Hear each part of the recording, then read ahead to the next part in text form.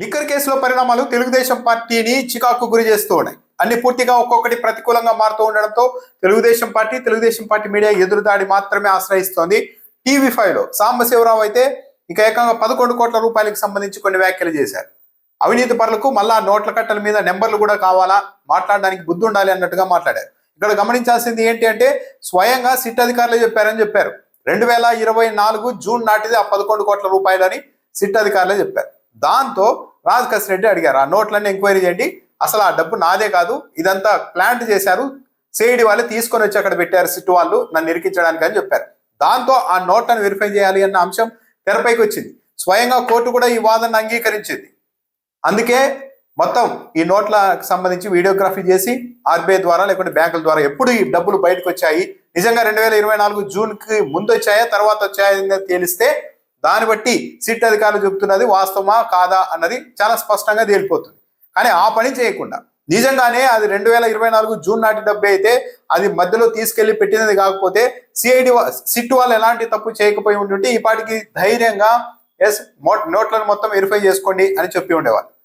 Media కూడా అదే చేయాలి, వెరిఫై చేయండి ఏమవుద్ది అని. కానీ మీడియా ఇప్పుడు నోట్ల మీద ఉన్న నెంబర్లు ఏంటో పరిశీలించండి అని అడగడానికి బుద్ధి ఉండాలి అని టీవీ5 లాంటి ఛానల్ కూడా అడుగుతూ ఉన్నాయంటే ఆ 11 కోట్ల రూపాయల్లో ఏదో తేడా జరిగింది.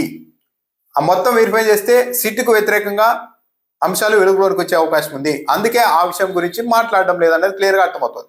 ఇంకోటి 5 కోట్ల రూపాయలకు సంబంధించిన వీడియో తెచ్చారు. వెంకటేష్ నాయుడు వైసీపీ నాయకులతో పరిచయాలు ఉన్నాయట. ఒక జగన్మోహన్ రెడ్డితో ఉన్న ఫోటో, శివరెడ్డితో ఉన్న ఫోటోని పెట్టి రకరకాలుగా ప్రచారం చేస్తూ ఉన్నారు. అయితే ఇప్పటికే వచ్చిన ఫోటోలతో పాటు ఇప్పుడు లేటెస్ట్ గా మరికొన్ని ఫోటోలు కూడా బయటకు వచ్చాయి. అవి తెలుగుదేశం పార్టీని మరింత ఎంబ్రాస్ చేస్తూ ఉన్నాయి. ఇప్పటికే కేంద్ర మంత్రి పెమ్మసాని, రామ్మోహన్ నాయుడు, మాజీ ఉపరాష్ట్రపతి వెంకయ్య నాయుడు గారు, ఇలా చాలా మంది బీజేపీ నాయకుడు కిషన్ రెడ్డి, ఇలా అనేక మందితో ఆయన ఫోటో దిగిన ఫోటోలు ఇప్పటికే బయటకు వచ్చాయి. అది కూడా చాలా సన్నిహితంగా టీడీపీ నాయకులతో చాలా సన్నిహితంగా మంత్రులతో నవ్వుతూ సరదాగా గడుపుతున్న ఫోటోలు కూడా ఉన్నాయి.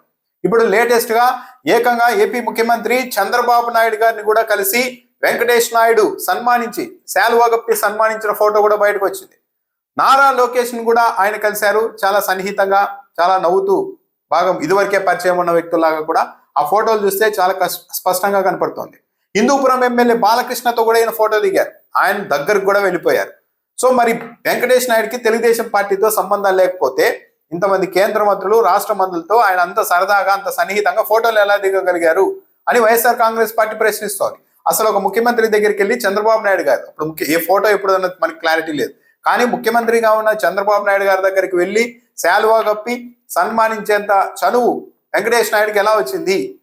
నారా లోకేష్ ని ఎలా కలిశారు? అంటే ఈయన మూలాలన్నీ తెలుగుదేశం పార్టీలోనే ఉన్నాయి అని వైఎస్ఆర్ కాంగ్రెస్ పార్టీ చాలా గట్టిగా వాదిస్తోంది. ఇప్పుడు లేటెస్ట్ గా బయటకు వచ్చిన ఆ ఫోటోని చూసిన తర్వాత కూడా తెలుగుదేశం పార్టీకి ఇది ఇబ్బందికరమైన పరిస్థితి. చివరకు తెలుగుదేశం పార్టీ మీడియా వెంకటేష్ నాయుడు అనే వ్యక్తి టీడీపీ నేతలతో కూడా ఫోటోలు దిగారు అని రాయడానికి కూడా వెనకడుగు వేస్తోంది. కేవలం వైసీపీ వాళ్ళకు మాత్రమే ఫోటోలు దిగారన్నట్టు ప్రజల్ని తప్పుదోవ పట్టించే ప్రయత్నం చేస్తోంది. ఇప్పుడు వైసీపీ అయితే చంద్రబాబు నాయుడుతో, నారా లోకేష్తో, బాలకృష్ణతో దిగిన ఫోటోని కూడా బయటకు తెచ్చింది. సో మొత్తం పరిణామాలు అయితే ఏదో అనుమానాస్పదంగానే కనపడుతున్నాయి. ఈ సిట్ దర్యాప్తులో కేవలం వైసీపీ నాయకుల్ని ఫ్రేమ్ చేయడానికి కొద్దిగా ఏమైనా ప్రయత్నాలు చేస్తూ ఉన్నారా, ఇదంతా కుట్రపూరితంగా ముందుకు వెళ్తోందా, వ్యవహారం ముందుకు వెళ్తుందా అన్న అనుమానాన్ని అయితే వైఎస్ఆర్ కాంగ్రెస్ పార్టీ వ్యక్తం చేస్తోంది. ఎక్కడా కూడా సిట్ 11 కోట్ల రూపాయల విషయంలోనే సిట్టు తీరైతే పూర్తిగా అనుమానాస్పదంగా మారిపోయింది. 2024 జూన్ నాటిది ఆ డబ్బు ఆ రోజు పెట్టారని చెప్పారు. మరి అదే నిజమై ఉంటే ఆ తర్వాత జరుగుతున్న పరిణామాలను కూడా సిట్ ధైర్యంగా ఎదుర్కొనేందుకు ముందుకు రావాలి. కోర్టు ఆదేశించిన తర్వాత అయినా వీడియోగ్రఫీ చేసి ఆ నోట్ల మీద ఎప్పుడు ఆ నెంబర్లు ఎప్పుడు ముద్రించారు, ఎప్పుడు బ్యాంకుల నుండి బయటకు వచ్చాయి, ఆ నోటు రిలీజ్ ఎప్పుడయ్యాయి అన్నదంతా సవివరంగా చెప్పి ఉండేవాళ్ళు. కానీ ఆ పని కూడా చేయకుండా రాత్రికి రాత్రి బ్యాంకులో డిపాజిట్ చేసే ప్రయత్నం చేయడం, ఆ తర్వాత కోర్టు ఆ డబ్బును పక్కన పెట్టండి అని ఎస్బీఐ బ్రాంచ్ను ఆదేశించడం, ఇక ఆ తర్వాత ఏం జరుగుతుందన్నది ఇంకా తేలకపోవడం, ఇవన్నీ చూస్తుంటే అనుమానాస్పదంగా సిట్ వ్యవహార శైలి ఉంది అన్న అభిప్రాయానికి అయితే అవకాశాలు ఏర్పడుతున్నాయి.